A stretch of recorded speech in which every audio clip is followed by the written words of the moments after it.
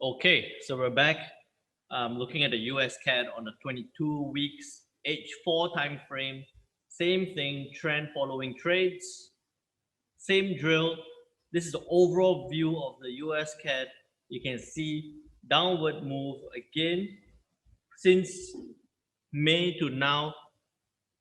We're looking at weaker US economics. We're looking at some stronger Canadian economics. Overall downward economic trend for the US, downward move. Let's look at the first part, the left side of the chart, and looking at the support resistance lines. We have that there already. Let's pay some attention to the indicators and the 5 steps. So same thing here. What you will see is that you have trend, you have overall currency looks like it's weakening, moving downwards. You have trend going up. You have price bouncing off resistance, right? So this is moving up. You have price bouncing off resistance. You have indicators pointing a change, possible change. So what you need to see here is that price has been moving up. Let me move this one away. Price has been moving up. It's turning, hit resistance and turning back down, bouncing off. Indicator showing some strength, or showing some change. Change here, possible change here. If you did enter this trade, again, if you did enter this trade, stop loss, take profit levels there. You notice take profit levels very small, stop loss level very big. Okay, so if you don't follow the trend, if you try and do a counter trend on a short term, you might see situations where profit levels are not going to be fantastic. At this point, you see that price trend has been moving up. Actually, trend has been moving up. Moving up, it's turned down, moving towards support level. Indicator showing change. Same thing. Realize the problem here? You did put an entry here, stop loss, take profit level, terrible. Okay, again, big stop loss, very small profits outside of Bollinger Band. This is the situation where if you ignore Bollinger Bands, if you force a trade, say that it's moving towards, it's going down, you ignore trend, look at the short-term, medium-term trend, you ignore everything, you don't follow, you could still make money, right? You could still enter a trade, lose a little bit, make some money, but it becomes a bit more like a gamble. You're entering trades, you're hoping, you're waiting, you're hoping, you're praying. It becomes a little bit more like a gamble. At this point here, you see that overall we think that, hey, wait, come back to the main point. Trend is down. We've been seeing it moving down. At this point, it looks like it's moving towards support level. Indicators show a change. What happens at this point? It hits the support. It's too near support. It's hit your support level. There's no trades to make. This one, moving down. Price moving down. Overall trend moving down. Breaking through support level. It's outside of Bollinger Band, but it closed off on Bollinger. Shows a change. Shows a bit of a change, a bit of a strength on MACD. You'd see that if you start following trend, okay, I'll scroll back again. This one, you're following trend, but you're saying that it's moving towards support, it's too near support. This one, you're saying it's moving up. You want to start looking at a trade, moving towards, everything's jumbled up. This first one, you're saying that it's moving up and it's bouncing off resistance. You want to gamble for it to turn down. These are scenarios where you can make money, but you realize that profit levels on those scenarios, the first 3, are very small compared to if you followed the actual 5 steps or answered it properly. Down, moving downtrend, currency, it should be moving down on first step. Support levels is breaking through the support level. Indicators show change, This trade here, entry, stop loss, take profit level. Almost a 1:1 trade. 1:1 risk to reward trade here.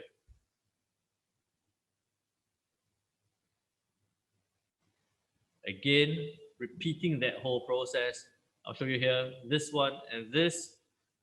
Same thing, downward move, breaking through support level, breaking through support level. This is going to be even faster, even stronger because this one was changed, indicator was changed here. Now it's strength. Why I say it's strength?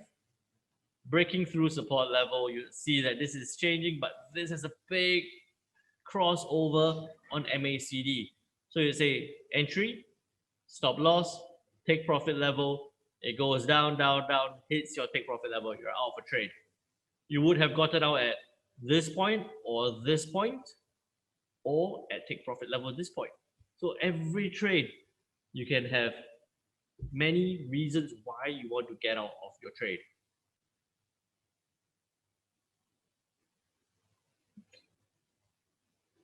Same thing, same thing. It's been moving down. You can see that it's been moving down. Now again, it's breaking through the support level, breaking through the support level. Indicators showing strength. This one showing change. Straight away, if you did enter this trade, entry point, stop loss, take profit level, you see small stop losses, relatively small stop losses, take profit levels at the next support level here. Within the first move, you would have gotten out. Realistically, within the first move, you have gotten out. If you didn't catch that, then you have put your take profit level, you have just moved towards your take profit and also closed you out.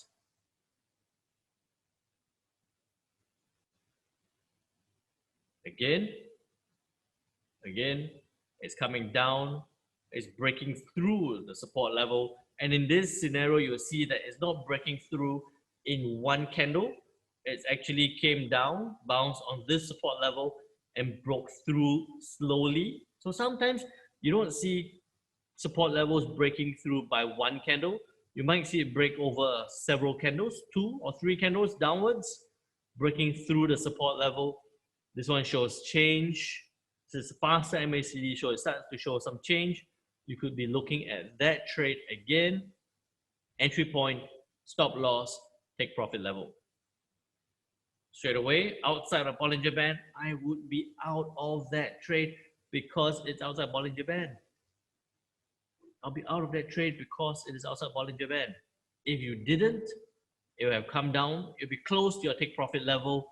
You can choose to close your trade when it's close to take profit. You don't have to let it hit take profit. Sometimes it comes close, I would get out of a trade. If you didn't, it will bounce back, come down, and eventually hit your take profit level and close out as well. So several different trades.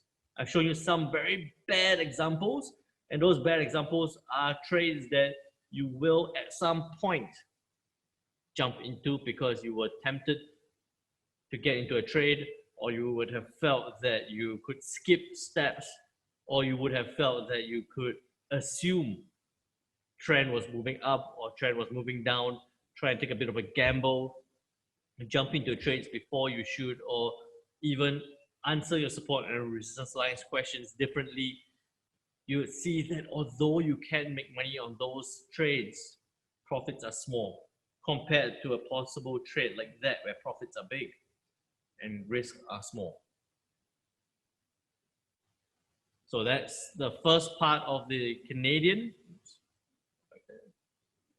Now we start looking at the right side of the USCAD on the H4 time frame. Same thing. It's been, look at it, it's been going down. It's been going down, it's been going down. Fundamentals of the currency USCAD, it should be weakening, it should be coming downwards. Trend has been coming down. Support resistance level is breaking through that support level.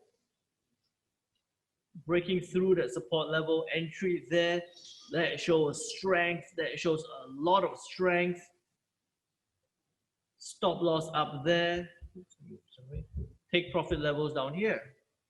Within 2 candles, you would have got out of that trade because it was outside of Bollinger Band. If you didn't, bounce back up, come down, hit your take profit level and got out within the week. Within the week.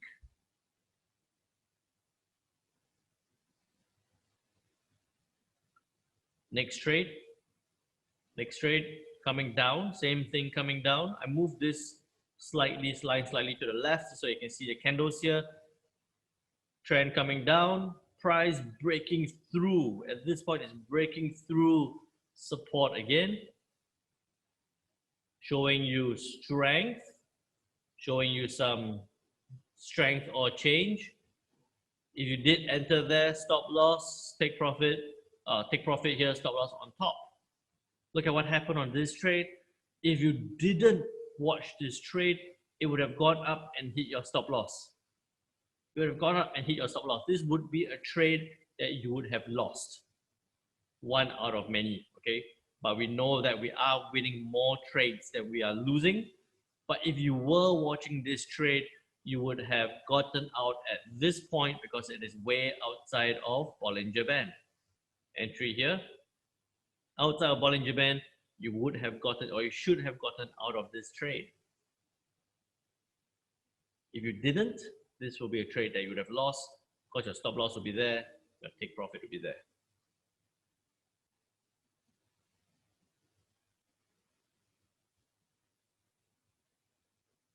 Same thing again.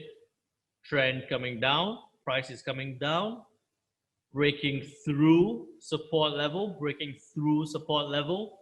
showing me strength, showing me change. And if you did enter at this point, you see entry point, stop loss, take profit, came down, bounced back up, came down, would have hit your take profit level at that point.